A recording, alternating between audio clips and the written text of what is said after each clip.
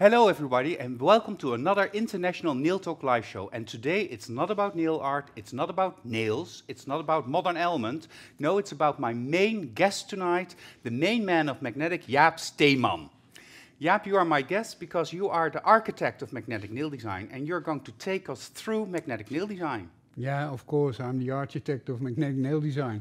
No, I'm just the one that is responsible for all the things that need to be done in order to be able to create a product. And that means basically the production, the activities that we do there, and of course the financial, legal, social, employee status of the company. So mainly I'm doing everything behind the scenes. That's why you never see me, while Pepijn obviously does everything in front of the camera and is basically creating the atmosphere that we so love from magnetic. Well, thank you. But let's start at the beginning, Jaap. You met May when you were 50 years old. So what did you do before that time? Because I think that then became an exciting adventure, but you have a life before. I had an exciting life before that also. I'm an economist. I have a degree from the University of Amsterdam. And that in itself doesn't say so much. The only thing that you learn when you go to university and do economics is that you are able to analyze whatever. Because if you have a certain efficiency-oriented mind, analyzing is very simple. And from that, you know, my main capacity is analyzing stuff. And I came into regional development, economic development, business development. I did a lot in marketing. I was financial director of a big service-oriented company. I did some management of a retail company. And yeah, basically afterwards I met May. And that was at a certain moment. And that moment was, I was fed up with industry in general. I wanted to go to Portugal and play golf and never come back again because I love playing golf. But I must honestly say I haven't done that for over 20 years because we are so busy developing magnetic. And yeah, well, I met May and she just said, well, you know, we hit it on and she told me about the nail business. She told me about her company. And she asked me, can you help me? And I want to do this and I want to do that. And basically she said to me, I want to have my own brand. Yeah, because until that moment she was a distributor of another brand, an American brand. She had quality issues and there's nothing like coincidence. So the two of you met at a crossroad also for me. Yeah, it certainly was because it's, by joining together, she knew everything about the business, about the products, about the techniques. She know she know her clients. She needed her clients, and she wanted to further expand that business. And I know a lot about organization and how to do things. So we got together, and well, it was the start of magnetic. That was the start of a turmoil situation because it's never a dull moment when you're working with magnetic. No, and that sounds easier than it seems to be or is, because the start of magnetic not only is the start of the brand, but also an awareness of quality issues, of responsibilities, of efficiency in a company. Because when you met May, she was with 3 people, a 3-people staff, and it's now grown to 40 plus. 40 plus, yeah. But that step is, of course, a very big step to take. And quality came in at a very early stage. Yeah. Basically, when May was in the startup of nail industry, because the nail industry just happened a few years before that in Holland, some 7-10 years before, and it was like a cowboy industry. Nobody cared about regulations because nobody even knew that we had to keep ourselves to the European cosmetic regulation. We just did what we did.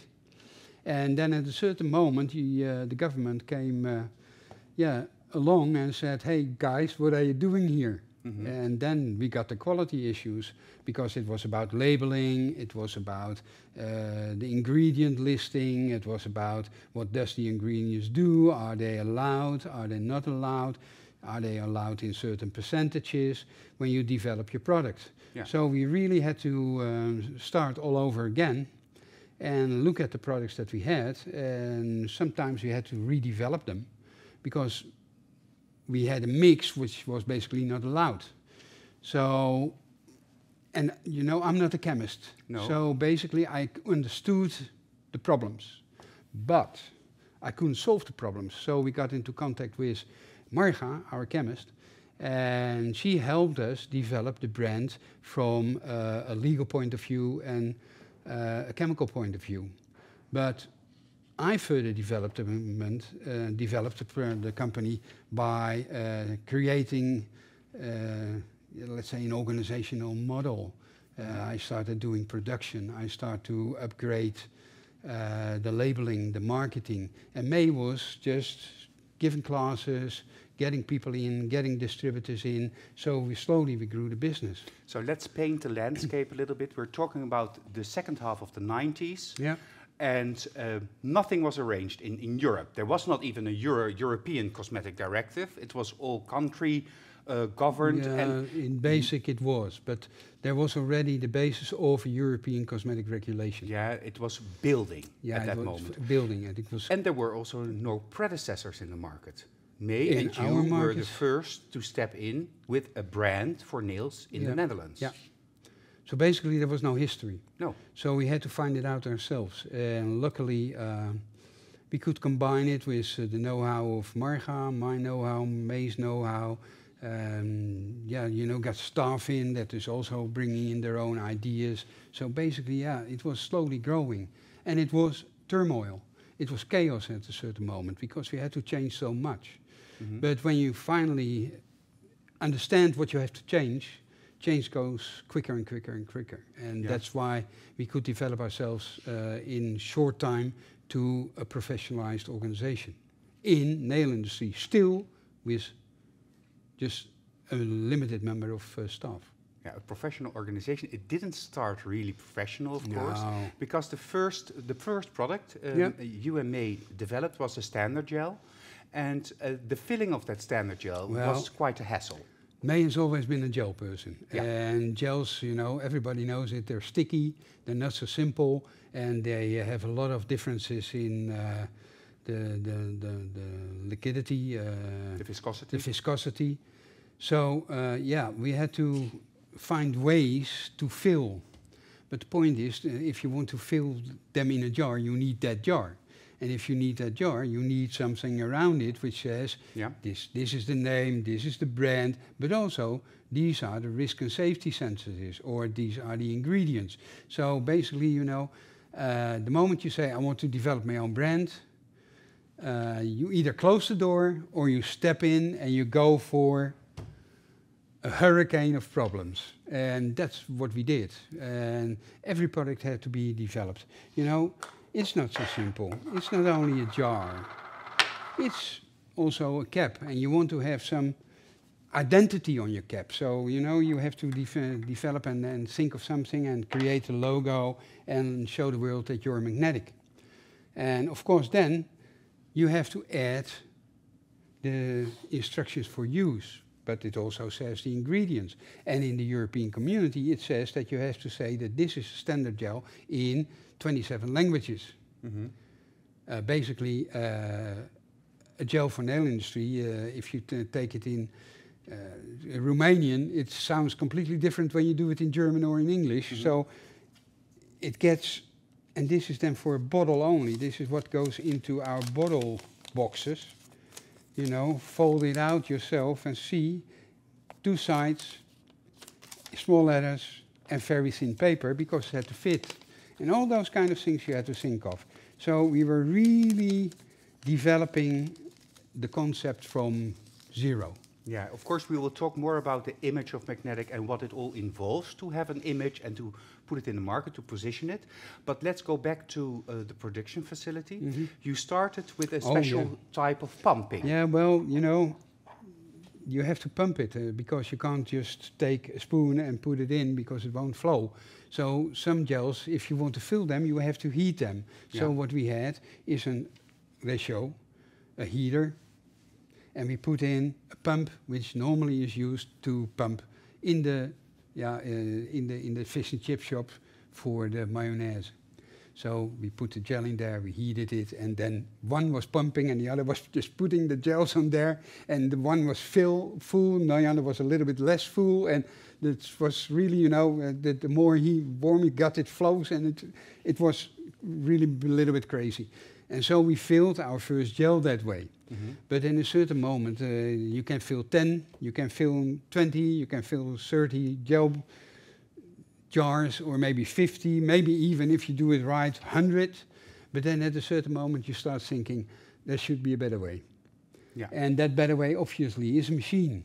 But machines are expensive. So we looked around and we found a second-hand pump, which was basically also a pump that you had to do by hand. But this one was, you put in the gel, it was heated by warm water, and then by doing this, like you're on a slot machine, you filled the gels. And that worked for a certain time, because we could do 100, 150, 200, 300 bottles. But then at a certain moment, you know, you're going to do so many gels, but not only one gel, but different gels, because we've kept on developing new gels, like the flash gel and the, you know better gels, thicker gels, thinner gels. And we needed an automation. And also, we were filling nail lacquer. And we had a brand from America, but we wanted to have our own brand. And so we found the bottles that we want to use. But then we said, well, how the bloody hell are we going to fill that? And then I stepped into the plane, went to Paris, went to a big show on packaging and production stuff. And I found this little Italian company, Omas. And they had a pump, automatic pump, where you pressed with your foot and then you kept it on. And I said, well, that still is a lot of handwork. But they also had a piece of transportation there. It was a machine, then you could put in the jars here, it went here, the pump was there, and it went there. But that was a pump which was stable on the machine, and it didn't need that, because if you fill nail lacquer, it's a completely different way of filling. You need a different pump. So one set pump was not a solution. Yeah, so one set pump was. And then I went to Italy to the guys and I said, listen, we want to test your machines. But by testing, we found out that their solution was not fit for us. And that was a disappointment on their side, because they thought that we're going to sell them 2 machines. And on our side, and we said, well, Jesus, the problem is bigger than it is. So, you know, we went to the hotel, we had dinner, and I went to bed. And, you know, when I have a problem and these kind of things, you know, I can't sleep. Yeah, I know.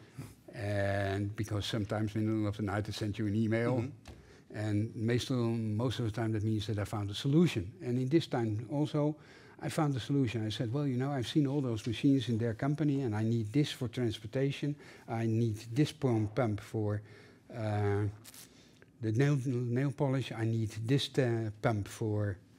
So what if I make it interchangeable?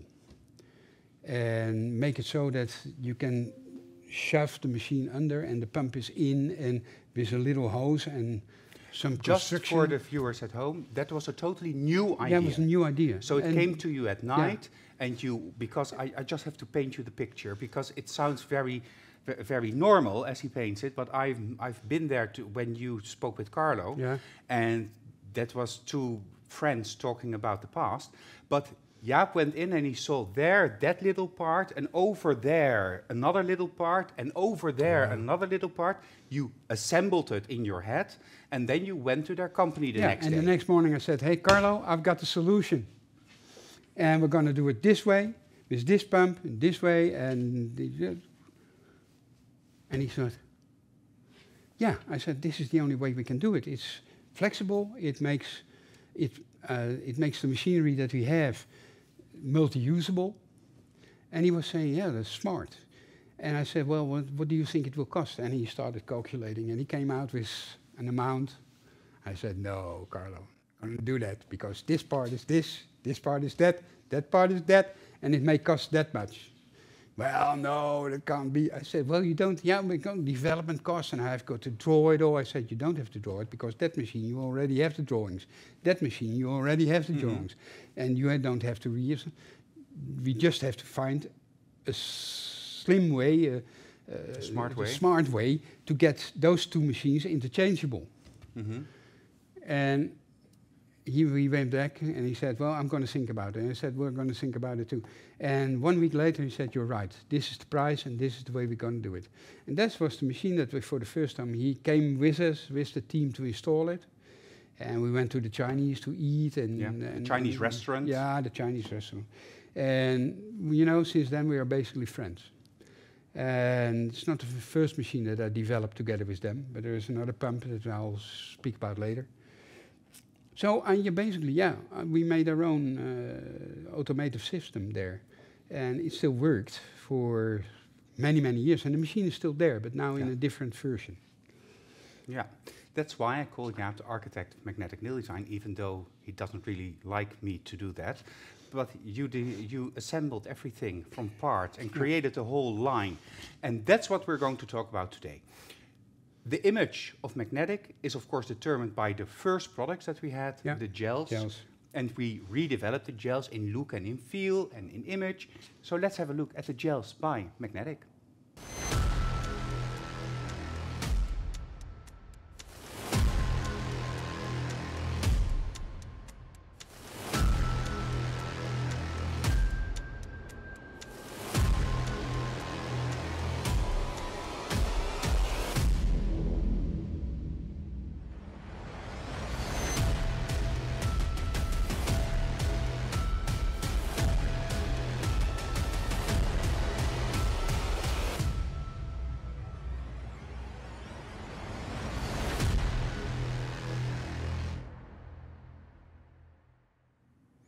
Yeah, the gels by magnetic, a standard for the nail industry. And as we see here, these are jars, caps. You already mentioned it. We call it the pots and pans that are needed to do production and to give you our brand and our products. Packaging and purchasing, because it's not only, sometimes people think that we as a brand just buy a complete finished end product and that we resell it. And that's absolutely not what we do. Everything is thought through, everything is decided, the bottles you've chosen with May, everything has been chosen, but that also makes it a very serious business, because in order to do production, to sell you the product, there are so many steps ahead of time that everybody has to think about. And that brings us to our first location later on that we will visit behind the scenes, the bulk warehouse. And what is the bulk warehouse? Well, you know, people think that you can buy a jar, just one bar, or maybe 10 jars, or 50 jars, or 100 Perhaps jars. even 1,000 jars? Maybe 1,000 jars. But you know, I'll tell you, we buy this jar 100,000 each half year. Think about it. That's a lot of jars. And you need the caps. And you need the boxes. And you need a sleeve around it. And you need an inlay to put in the box. And all these things have to come together in the right time so you're able to make the gel as you buy it.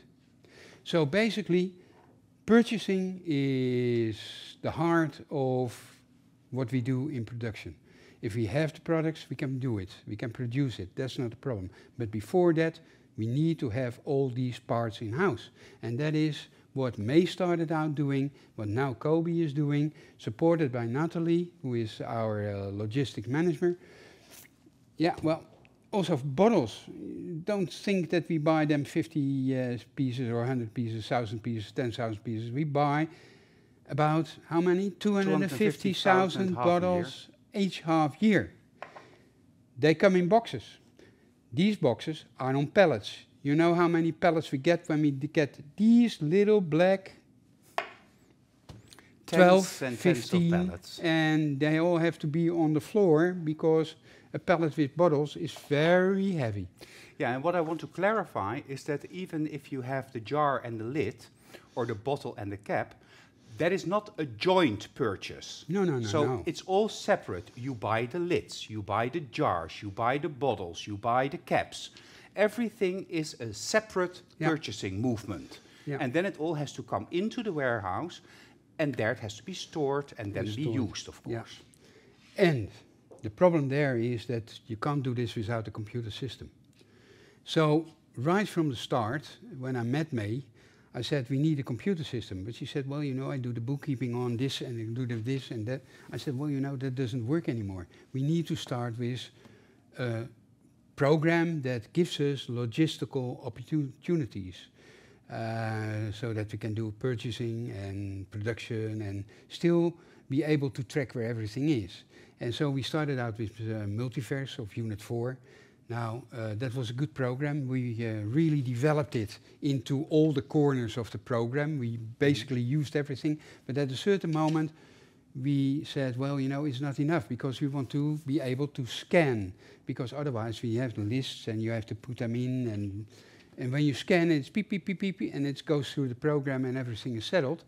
So we wanted to scan, and Multiverse didn't have a scanning opportunity. So we had to rethink that and started out with SAP, which is basically for bigger industry and is basically a very wide program with a wide of opportunities. And also it's an open source program, which means that a whole lot of developers can create add-ons, which makes it ideal. But in some cases, you just want the program to do X or you want to do a Y. And if you then find a little program somewhere that fits into SAP that does X for you on the right time and Y for you at another time, you know, your flexibility grows. And especially that is very important for quality control. Yeah. Because we can follow in our program every step of the way. I even developed a program myself for the purchase department. The purchasing. Because if you want to know how much do I buy, I don't know. You can say, well, maybe 50,000, maybe 100,000, maybe 10, maybe 20. But you have to have a way of calculating what you need. So you need to have what is my stock. Then you have to say how much do I sell in a certain period. So how many months can I do with the stock I have? How do I think that my turnover will develop? How much do I have to buy now to be to be able to keep on selling the product for over half a year, 3/4 of a year? So I made that program, and it's, by the way, now they just say this product or this manufacturer or this supplier, and all the products that he does come out, and it says, this is the stock, this is what we sell, this is what we need, this is what we have to buy. Simple. And that makes purchasing simple. But also it makes purchasing controllable. And that is what is most important. Because you don't want to guess that you have to have 100,000, while you may need 200,000. And if you make 200,000, you know how much money you have to invest to be able to buy the stock. So all those things are again, really, you make it sound really easy. Yeah, but it is not easy. Can you imagine having, let's say, 4,000 different products, and for those 4,000 different products, you need 5 articles to form each and every product. So 4,000 times 5 is 20,000 separate articles. Those articles are somewhere. And that's the reason why you went to an ERP system, because you want to know exactly that on that shelf, on that location, we can find this product. And that on that shelf, we can find a different product. So it's, on the one hand, maintaining the household, where is what at a certain moment. Then the calculating that you did, building in the software for purchasing, is what do we have now? What do we expect that we will need? And how long will it take before that is here? Yeah. So can you imagine having to do all that? People always think, well, you know, so simple. We need a jar. Oh, you call the manufacturer and say, send me 100,000, 200,000 of these jars. And then he says, hey, wait, I have a planning, and I will be able to start production then and then and then, and then it's ready there, and then you need to transport it. So sometimes these kind of products will take 6 months before they're here in the warehouse. That means that purchasing, thinking of what are we going to do, is basically looking into the future.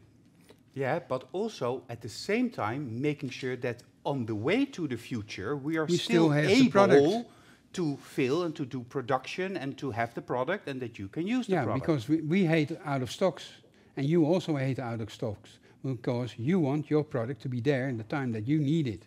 So we need to be sure that our product is on the shelf so we can supply it to you. And that sometimes takes decisions that are 6 months, 8 months, maybe even 9 months ahead, taken ahead. And especially when you create new collections of colors. There are things that we think about. We've got ideas, we've got trend watchers saying this is where it goes, this is where it goes, and you decide on the colors that you think a collection should be. That's a process that sometimes takes a year to 9 months before you get it.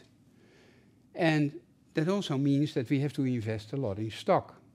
And it means that we have to invest in a system that secures that stock. And that's why we have a SAP, a very, very strong program and with a very high calculative opportunity. So basically, that is what we do, and that's what we took care of. And I started out doing that about 20 years ago, starting up with creating a situation that our company is more and more run by the system that is there. Yeah, and nowadays it's just simple. I ask my colleague Kobe, I need article this, where can I find it? And she tells me exactly, oh, go to that path, that cupboard, that shelf, that thing, there it is. And then blind, I can walk there and there it is. Of course, sometimes I put it next to it and then we have a problem, but that's people. Yeah, people make mistakes.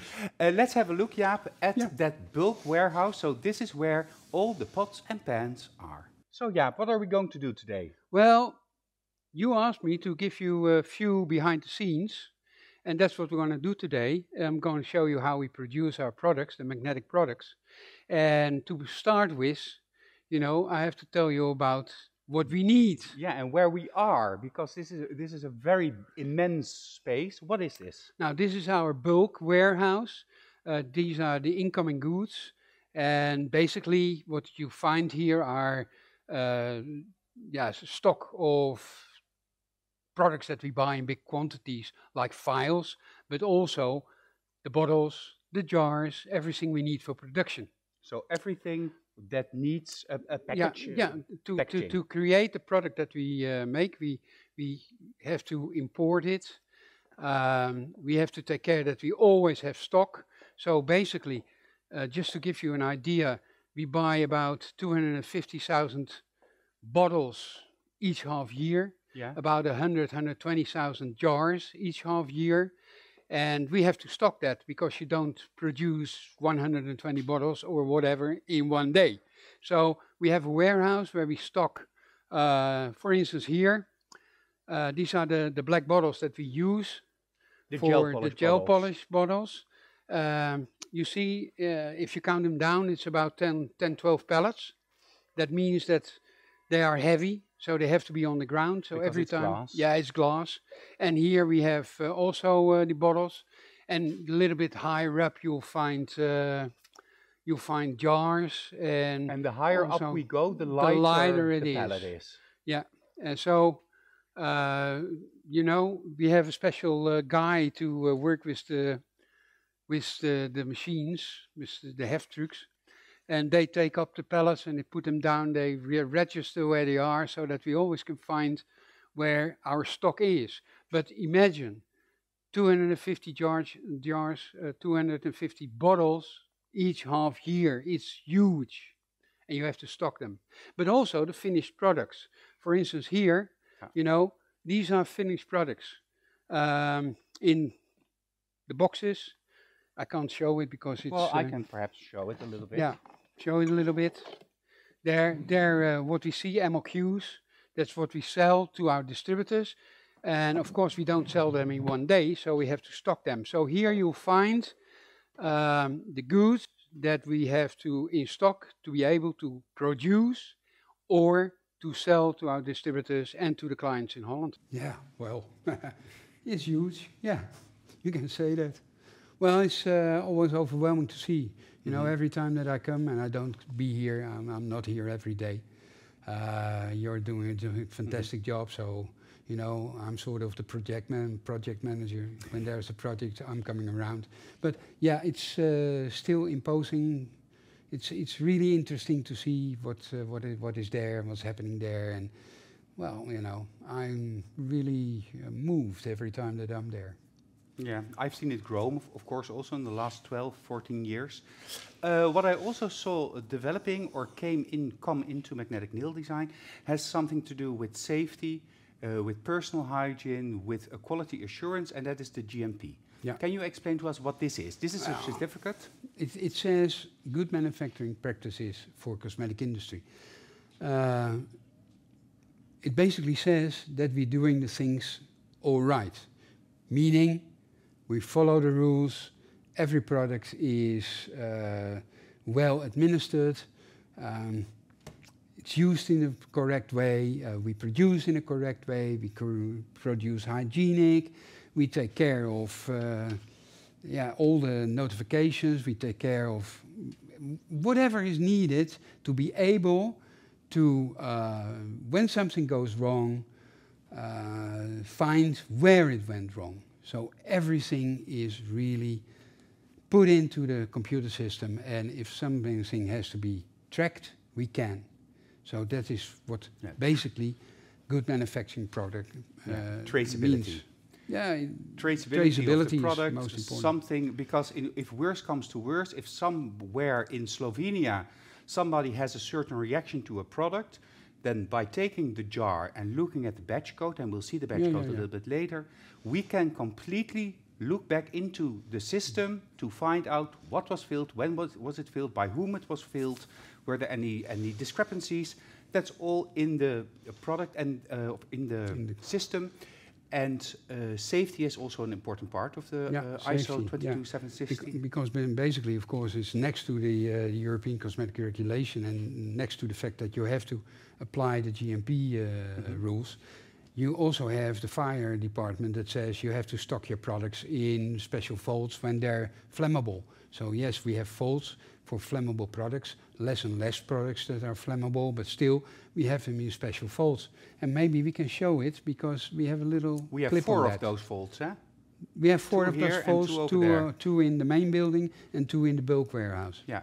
So, and what is this? Well, it looks quite dangerous. Yeah, it is. Basically, it is. Because, you know, when you produce the products that we supply to our nail technicians, there are some risks involved. And one of the risks is that they're, flammable, some of the products. So the law specifies that we have to stock those in a very specific container. And if you open it, you will see it. A vault. It's really a vault. Basically, if you look at how thick the door is. Yeah, but anyway, when it starts burning inside, it takes you 1.5 hours to get outside. So this is basically a vault where we stock dangerous goods. And those are, rather limited, as the products that we produce nowadays don't need that much of flammables. But still, we have 2 of those containers, and basically just for safety. I'll close it quickly. Right. Yeah, it was a very heavy door. Yeah, it's a heavy door because it has to, if something goes wrong, it has to be able to stay there for 1.5 hours. Yeah. So that the fire department can come and solve the problem. And I hope it will never happen. But you need those strong vaults because it's regulation, it's the law that says it. And of course I understand that, so we do, but a thing like that costs a lot of money, and we have 4 of them. Yeah. So, and that is also what we found from the beginning, that we were producing. And someone came and said, hey, what are you doing there? You have flammable goods. Where do you stock them? Where do you do that? So, we went from one to the other, from the other to the one, and we went on, and we developed.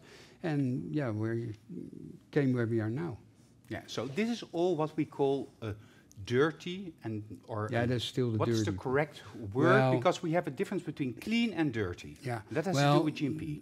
Well, GMP.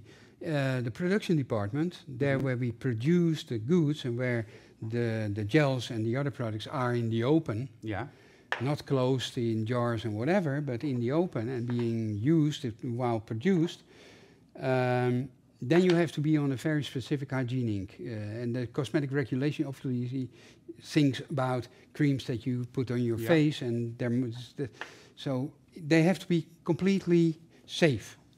That means that while producing, you have to have high standards of hygiene, and also means that you have to have specific clothing, and that you need hair caps, and you need, if you have a mustache, you need a mustache thing, and But we'll show you in the next video how we dress and how the guys in production are dressed, and it has to be clean. You have specific cleaning schedules that have to be maintained by our cleaners. They come down every day to clean the production areas, but also cleaning the machines, maintaining the machines. It's all regulated, and it all has to be planned, and it has to be controlled and planned. And registered. And registered, so that if someone comes along, says, well, the machine wasn't clean, we can say, well, when was it clean last, and why is it not clean, And if it's not clean, you're not allowed to produce, basically. So the rules are quite strict when you come to... Yeah, what we didn't mention yet, but we should do, is that the GMP legislation is also, or the way of working is also audited every year. Yeah, every year. By an auditor from outside of the company that goes into all of our procedures, checking every little detail, whether or not everything is good, or we have a minor or a major. Well, we never have a major. We never had any problems. No. Basically, when we started out with these certification projects or projects, we had Marga, our chemist, and she also knows a lot about the law and the regulations. So basically, she worked for 2.5 years with all the staff and also with me in creating a situation that was as it should be. Mm-hmm. And of course, in the first time that someone comes, they have remarks there and there and there. But still, there were remarks that we have to sort of do in a month's time. But those are more things that you don't think of. Yeah, that's the point. I'll give an example. Every time we do a production round, we test and we do the quality check of the product that is in there, whether or not it's good, yes or no. And then you have to sign those documents to approve. And you do that as management. But if your signature is not inside the tiny little square, that's already a remark. Yeah, well, sometimes just to give you an idea about what it is, because it has to be very clear, strict. Yeah, it's very strict. And what you say, sometimes you think, well, my God, are you... But okay, it's the way it is. But it is, in general, do we produce the right way? And every time that she comes, every year, she's going deeper and deeper, deeper. And you really think, what the fuck? But in the end, you say, okay, we'll do it, because, there's a certain logic about it. Yeah. And nowadays, every year she comes for 1 or 2 days, and she goes in depth, and she didn't find anything that is very frustrating for her. But basically, we do it the right way, and that is what we have to do in order to supply you a safe product. Yeah, it's about the interpretation of the GMP norm, the ISO norm, which is not clearly written for per company, because it's a general norm, and as a cosmetic producer, you are binded by that norm and your interpretation of that. Yeah, but it's necessary because we export. Yeah. And we export to countries that are more or less serious about this. And especially, for instance, if you export to Israel, you need to have the certification. If you don't have the certification, you can forget it. And there are other countries also outside of Europe that need that certification. And inside of Europe, they also need that certification because it's a European cosmetic regulation that says you need to have a standard quality control system. Yeah. The difficulty sometimes is that you can also have a self-proclaimed GMP, but then, of course, you cannot export because that is just something that people then can say, I have a GMP, but it's a self-proclaimed situation. Let's go back. So we already spoke about personal hygiene. We're going to see that, but we're in a specific area of production, which is called the sleeving department. And it's here on the table. Yeah, because what is a sleeve? Before we get in there, what are we seeing and what do you have in your hands? Well, I've got a bottle. And if you want to do something with the bottle, you have either to print it or, and that's what we choose for, is put a sleeve on. Yeah, a sleeve on it. Where is it? Here, true color. But you can't do it like this, you have to shrink it. And we do that in a shrink tunnel. And then we have a bottle that's just beautiful. But if you see, a shrink, a sleeve, gives us the opportunity to work with colors, to work with an image, to create a certain style. And that style you will find in the boxes. And that is what we do best. It's about marketing, it is about the image of the product, and we have sleeves and boxes that look alike, so they're recognizable, and they also show that this is a top quality product. And that is why we started to sleeve. It's about freedom in creation, it's about freedom in art, it's about beauty in business, in cosmetic business. And as you saw, it's not as easy as it seems to put the sleeve over the bottle. Oh, no. And because Jaap's middle name is efficiency, he also wanted to have a pre-sleever and a sleeve tunnel and just enjoy what you see. Well, Pepijn, this is the stage where we sleeve our gel jars and our gel polish bottles. And you see, they are black now, not labeled, no nothing. Black because there's no UV light coming through. So this is what we're going to do. We have to pack because we need to put them like this, and then it goes into the sleeve machine, and I'll just guide you through. You can see here, and that is really, you know, big roll. It comes on and then it opens itself. And it's like being shot, cut, you see? Shot, cut, shot, cut, shot, cut. It's really very, very fast. We do about 250,000 jars, bottles a year, so count it out. That's about 10,000 a week. And we do that fully automated. And when they are on the puck, upside down, they go into the sleeve tunnel, and maybe you can make a picture of it, and you see that it shrinks. It shrinks around the bottle, and then it goes out, freezed completely, coming out of the tunnel, and then the bottle is as it should be.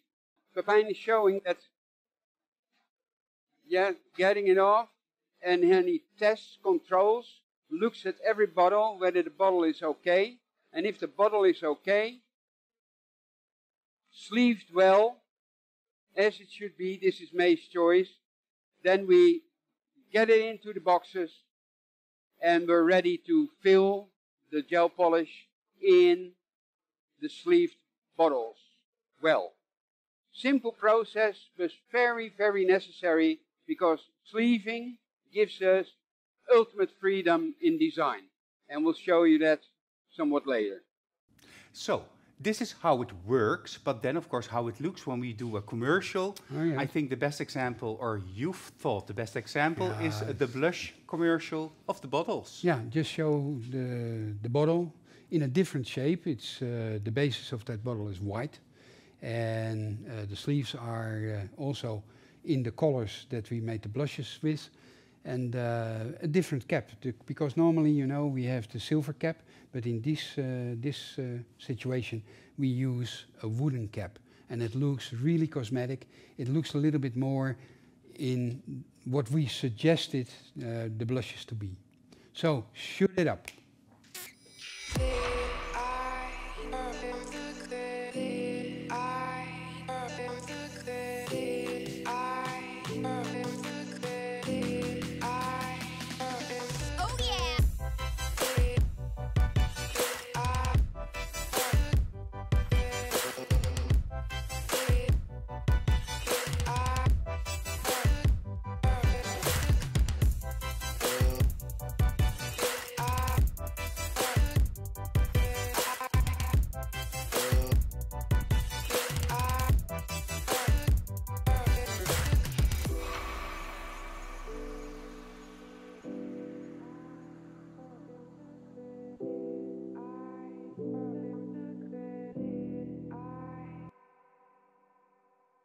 we have the bottles. Yeah. And then, because now it has to get into this. Yeah, well, you know, the whole thing is if you got a bottle, and you got the jars, and you got the inlays, and you got the gel, you have to have a machine that does 250,000 of those different kind of gel polishes, top coats, whatever, and put it in there. And you don't do that by hand, you do that fully automated. And in the next movie, the next video, I will show you what kind of machinery you use for that. So, Gil, just start it up. So yeah, another part of production, we see the bottle, and what's happening here? Well, I showed you in the warehouse that we have pallets full of bottles. Yeah. About 250,000 each half year. And they all pass on this fully automated machine. Now you're putting on the jar, the bottles, and feed them to the machine, and then you see it goes into the machine, and if I open this, this is the heart of the machine, eh? Bottle, and these are, here inside are the little balls to make shaking easy, and if you just pass a little bit on to that side, there we fill it. And if it's filled, it goes to the next station, and there we have the brushes being put in automatically. It's being capped automatically, and of course, with this cork screw, it is locked. And of course, we need to have the batch code on it, and that batch code is printed on by this machine here underneath, and this machine is controlled by our computer system. So basically, our production manager puts in the batch code, the name, and the product number, and it goes automatically from the computer system into the printer, and from the printer onto the bottom of the bottle. If we turn around, these bottles go into another machine, and that is a robot. And we have the boxes, we have the inlays, we have the bottles, completely automated. Look at it. It's just amazing, you know. And then it's being closed automatically, and Pepijn then can box the classies, the finished product. And that is the product that you buy in the shop. So basically, a fully automated system from the bottles that we have to put on and to lead into the machine, automatic the filling, and there it comes into the cartoning machine. Well, it's amazing. And if you know that we do about 250 to 300,000 bottles each half year, you know how quick this machine runs. And only with 2 people taking care of the whole process. Well, this is really something that you cannot do manually. Absolutely not. Because how many bottles do we do a minute? Well, a minute is... the machine can have a speed of 40 bottles a minute, but you know, if it's a thin product, you know, it goes quick and it comes out of the bottle because because of the air pressure. Yeah, the air pressure. So we do most of the time 30 bottles. The machine is mostly on 30 bottles a minute, which means that we do 1,800 bottles an hour. And if we do a run, most of the time it's about 4,000 bottles that we do in one color. Mm-hmm. Or 5,000, and then we have to switch to another color, so we have to clean the machine, and then we go to the next product, and so we work. Yeah, because we don't even show the cleaning of the machine. But can you imagine how to have to clean a machine like that? Yeah. With special liquids and everything. Yeah. So yeah, well, it's but it's the hygiene again, and it's regulations again, and you don't want to be the one that has the first bottle filled with yellow, and there was still a little bit of red in. So basically, we take care of that by, during the breaks, clean the machines and then start with a new color. And if everything goes right, in some days we do 6 colors in an 8-hour shift. Yeah, it's a whole logistic turmoil, as yeah, you know, said a couple of times before. Yeah, well, you know, we have Natalie, our logistical manager, and she takes care of that, and she takes care of that very, very professional. Yeah. Magnetic is, of course, a gel company. You already spoke of that first machine that you developed with Carlo at OMAS, and that machine is still in-house, or at least part of that machine is still in-house? Well, what is in-house is the automotive part. So you put, you've seen it in the other video. You put bottles in, you put jars in, and they go on a transportation and come there, and then they are just underneath the pump. The pump is filled, the jar is filled, and it goes further on, and there's a seal, and it's the batch code is put on, everything. That's the normal way of doing it. And we have a machine, now a fully automated machine with a capper and everything, doing gels, only gels. But some gels, and you know that as well as I do, are very thick or either have a high shear factor. And what does that mean? If a gel has a shear factor, it means that it is vulnerable for heat. Yeah. And that means that if you have a pump which has mechanical parts that are doing this, and that little gel gets into the parts, then by the heat it starts curing. And when it has to cure, it goes slower and slower till it's stopped. Now, and if the system is stopped by that, you know, you have to have a sledgehammer to get it out again. Yeah, because you can imagine if moving parts and then gel cures those moving parts together, you can't get them. It's a completely cured thing. Yeah, and basically, you know, you need a sledgehammer to get it out. Okay, so in short, from a point of sustainability, Jaap redeveloped the machine together with the guys at OMAS to create a machine that does not have a mechanical movement, but an opening and closing movement, and let the gel run through. And let's have a look at the power gel machine. Yeah, that's the power gel machine. So yeah, this machine started the whole production facility at Magnetic Nail Design. It was our first pump system that we used, but the pump in itself is a pump, but you have to transport the jars into the machine and everything. Now, what we see here, if you take the bottom part, this is what we bought 25 years ago already. And it's the eldest machine that we ever had. Yeah. It was a machine on which we could fill gel, we could fill gel polishes, we could fill nail polish, because we could change the pumps. So we had a pump for especially gel, we had one for nail polish, and you put it in and you took it out. And the automation, that part is still here. And when we built the gel machine, you know, we thought, well, no, this machine, let's put it there and we'll see what happens. Yeah. But then at a certain moment, we got the power gel. And the power gel is a gel that has a very high shear factor. Yes. It's also very thick. So you need a different kind of pump. And especially a pump where the gel doesn't get in contact with moving parts. To prevent curing inside the pump. Because if the gel by accident gets in between those parts, it's by the heat cures, and then your complete pump is stopped. Can it be saved when that happens to a pump? Well, it's very difficult. We sometimes had to use a sledgehammer to get it out. Okay. But so you reinvented we reinvented that, especially for the high shear thick gels.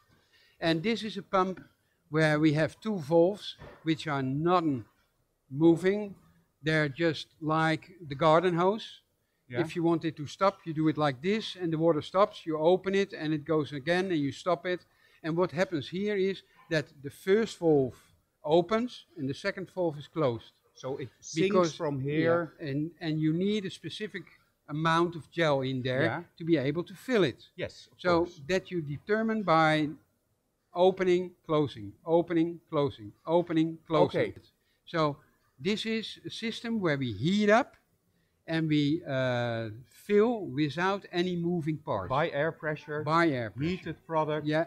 Letting it flow and into the container. And this is a pump that you will never ever find anywhere else. No. Because it's the development of me and the developer of OMAS, our machine company.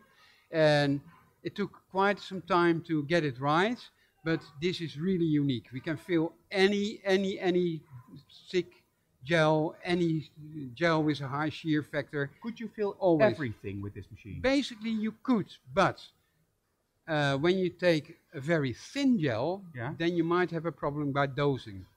But basically, that's why thick gels are the best to use in this. Yeah. Yeah, it's a very beautiful system. It's very special. You will never find it again. And it's only used for our power gel system, basically by us. But if we want to, very in time pressure, we can fill both on the normal gel machine and on this machine. So because this system also, as you can see here, has the sealing process. And then it comes out here. We have the printer out here. We can here print the barcode and everything on it. And then, yeah, you know, the cycle comes is out here. Yeah, so it's the same cycle. The only thing missing here is the automated capping system. But because this is for very special gels, we take it out and we put it on there. Which is, of course, still a very good solution. So this is a pump that I'm basically very proud of, because it's a development that we did ourselves. Yeah, a custom-made pump. Yeah, it certainly is custom-made. Machinery is always custom-made. Yeah, well, you know,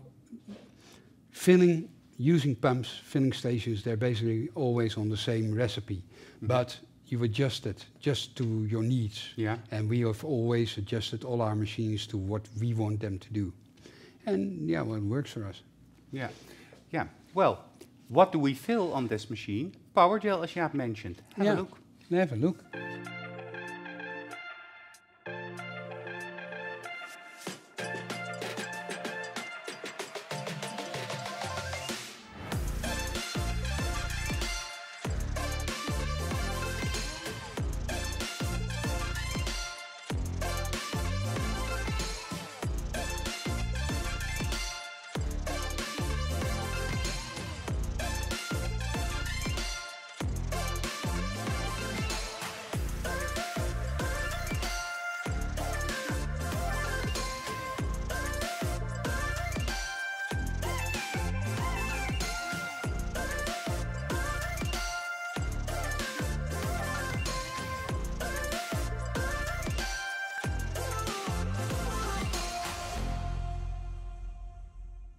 So I think you understand now why Jaap often, when you talk about magnetic, describe our company as being a production company with a great front part. Front office.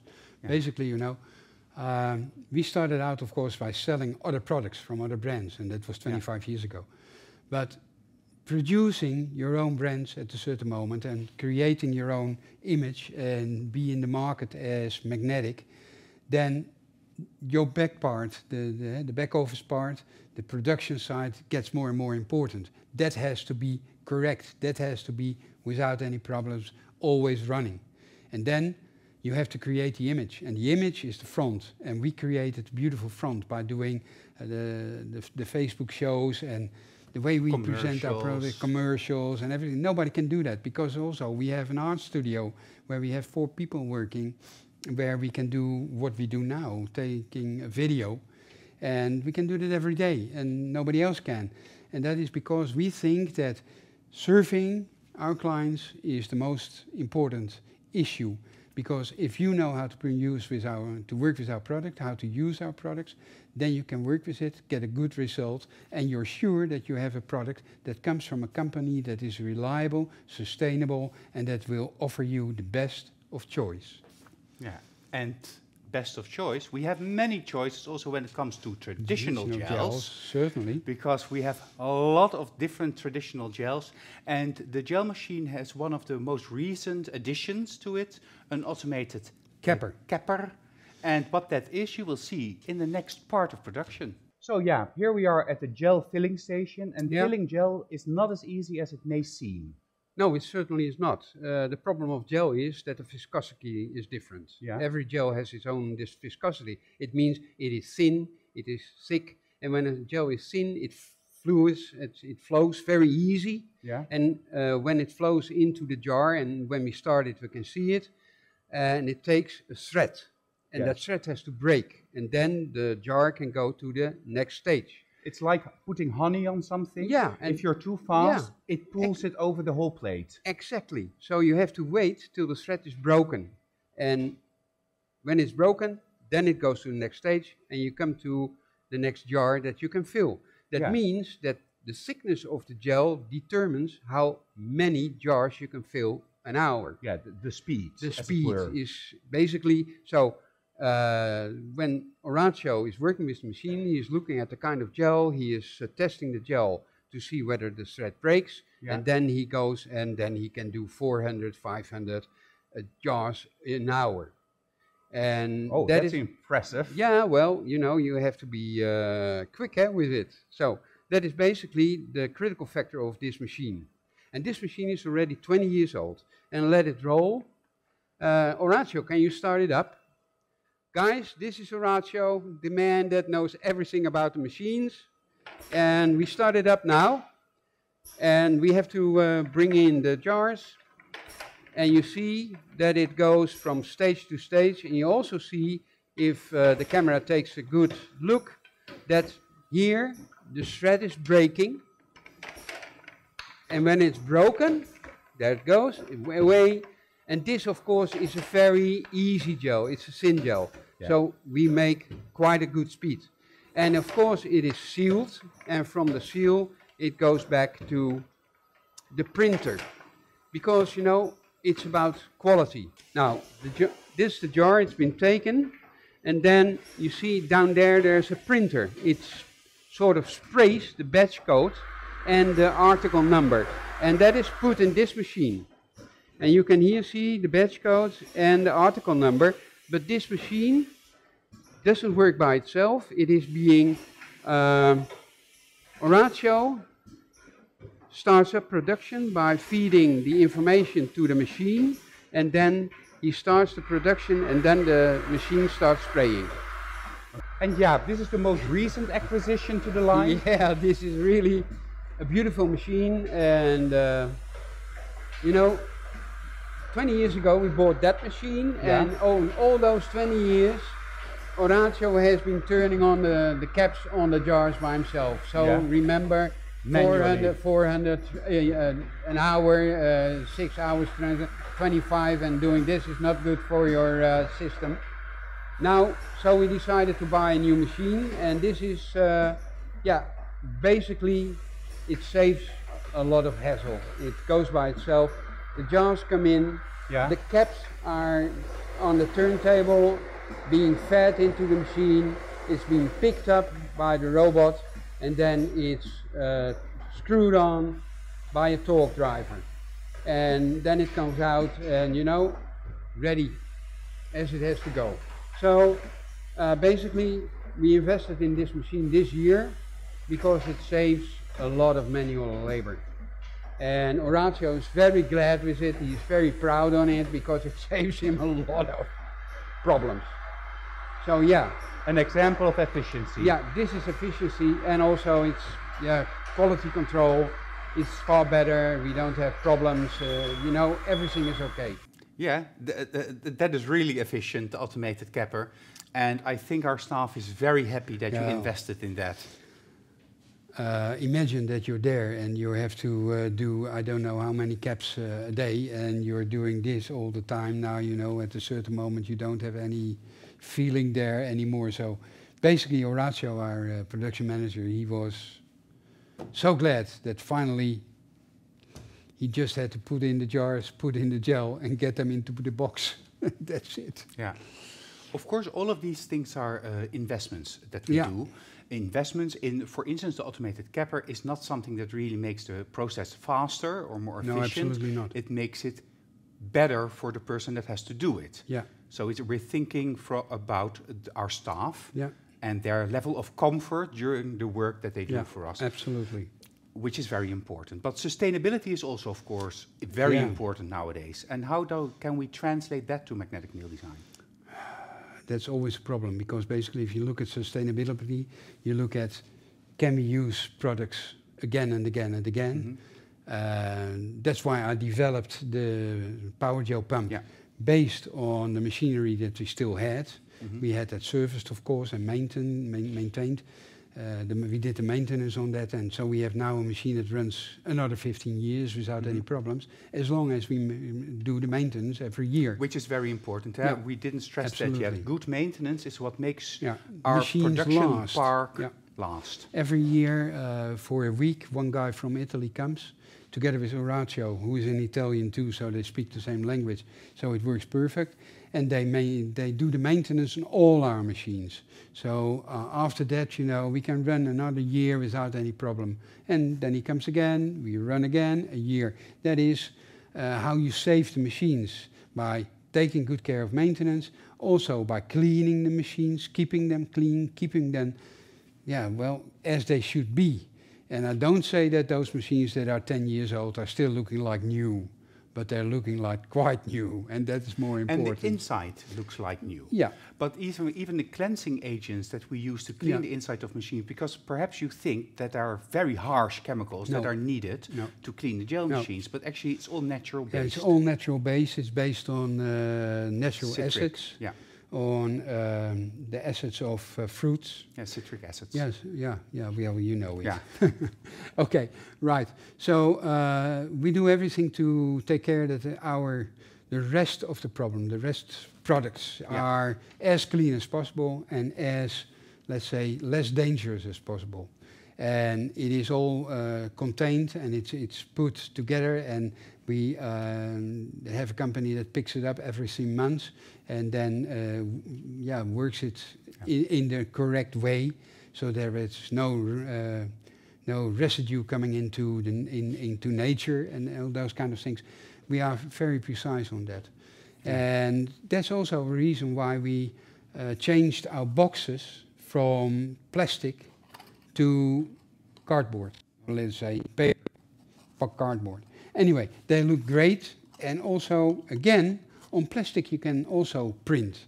But when you have carton board, you can give it a totally different image, and you can give it the image that goes with your product.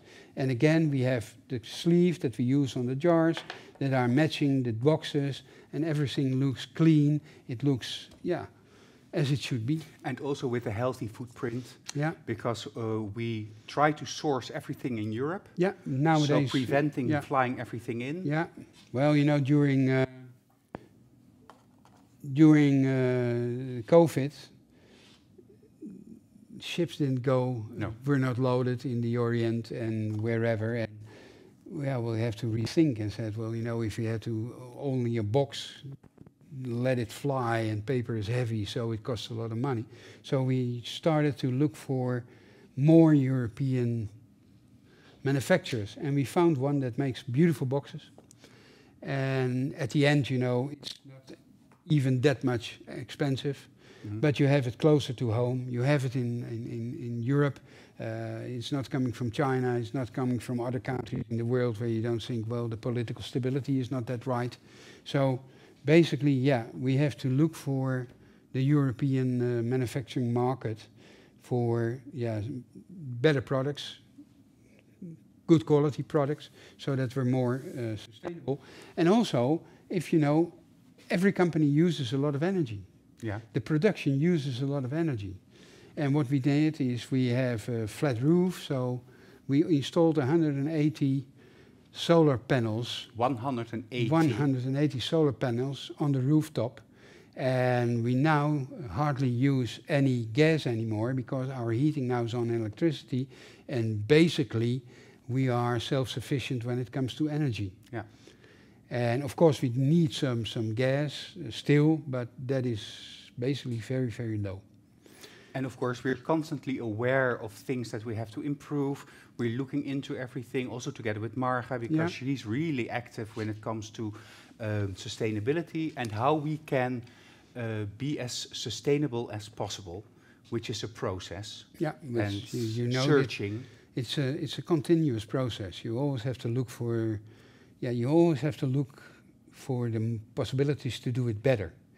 And as long as you do it better, you grow and you add more value to your product. And that's what we basically have been doing since the beginning. Yeah.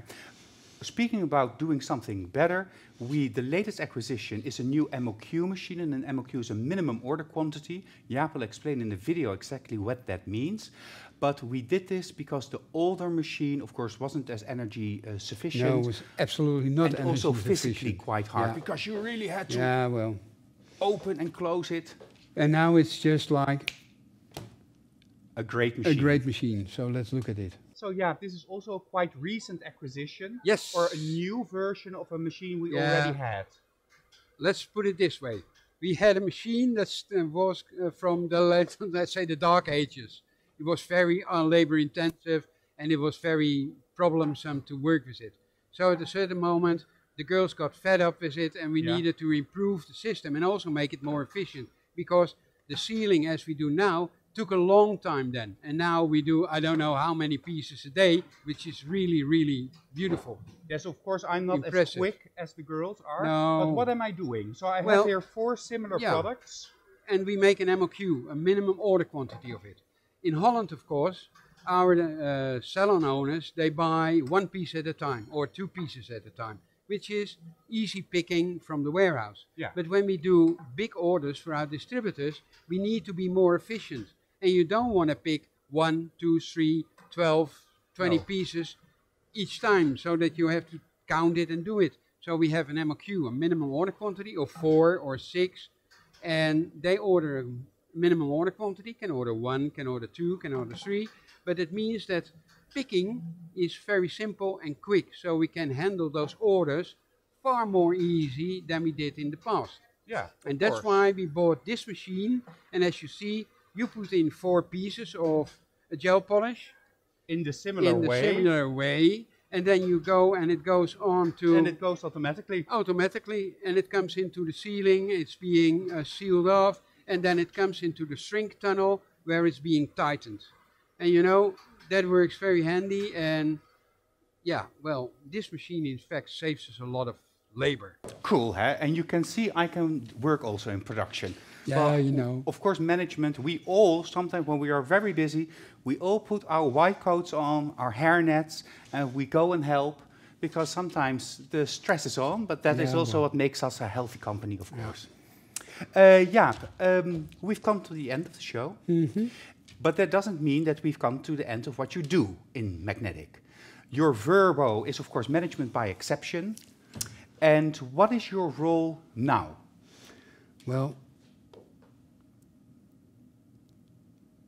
you know, I'm still happy being here every day that I am, but I'm not that often here anymore, because you run the business and you run it well, and all the staff works, and because they know how to drill, they know what to do, they have the same basic mentality towards creating Magnetic.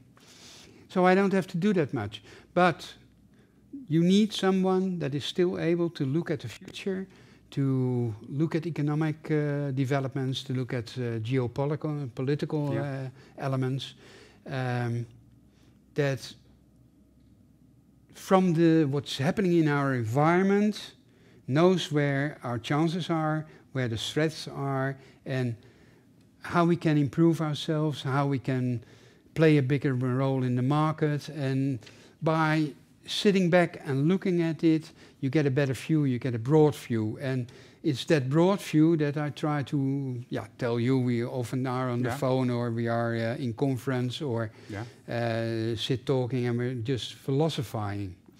But that philosophizing is very necessary, because it makes us all aware, and especially the two of us, but also May, all aware of where our chances are. And how we have to redevelop sometimes our own ideas of the market, our ideas of the techniques, our ideas of, let's say, and let's be honest, we also look at the future. We have trend watchers that tell us that are the colors that are coming, and this is happening and that is happening. And what I do is sit back, look at it, create a vision, and discuss that vision. And then together we come to a decision how we should go. I'm more looking at the future. I'm not looking back. I don't like to look back anyway, but I'm not looking back. Always at the future. Where are the threats? What will be? Now, as I said, the geopolitical situation with China is so that we have to look for manufacturers that, can supply us even if we get a problem there. And also, China, of course, the economy is developing. The wages are higher up. So what we always thought, China is cheap, China isn't cheap anymore. And if you then look at what the possibilities in Europe are, you will find that we can have good suppliers, more trustworthy suppliers in Europe.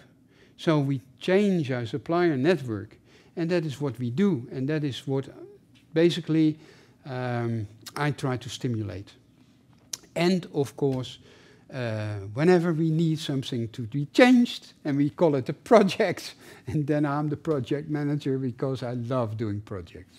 Yeah, and for me, you are the big example of how logical thinking can tell you everything that you need to know.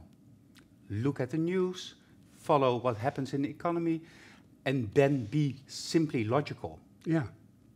One step comes after the other, and Jaap is able to see 10 steps ahead. And that is really good for Magnetic. It's good for me personally, and I think also good for you personally. Yeah, well, I still love doing it. Yeah. Yeah. And photo shoots. Yeah, we almost forget photo shoots. Yeah. Well, we have this beautiful art studio where we are now, and we do our own commercials. We do our own photo shoots, and you know, as I'm stepped down and stepped away from the company a little bit more and more and more, I needed a hobby. And the last projects that I've been doing was basically being involved in the art studio, also involved in the Nail Talk live shows.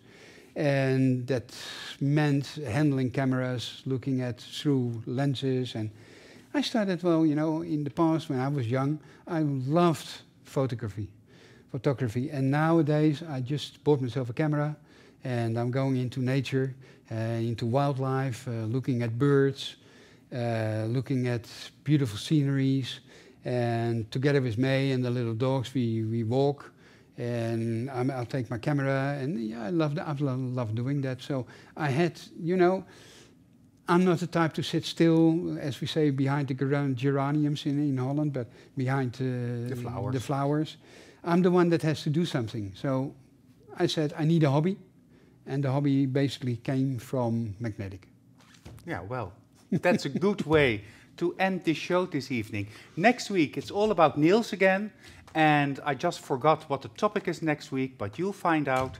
Thank you, Jaap. Well, it was a pleasure. Thank you for watching, and we'll go out on rolling discos. We have a nice new commercial. I love it. It's a beautiful collection, and we're just going back to the 60s, the roller skates.